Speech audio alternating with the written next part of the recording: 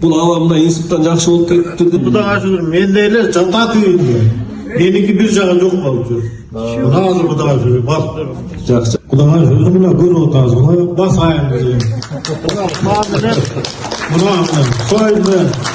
Эптеп басып алам жасадым, жатып алам жасадым. Разычылыкым. Мен азыр толкунданып турам.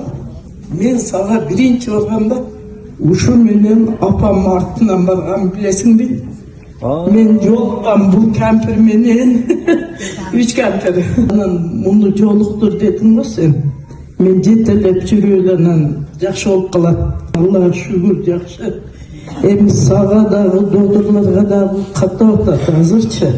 Шүгүр ушу өзөктөн жарылган мунукучу чоң өзөк жарылып калган.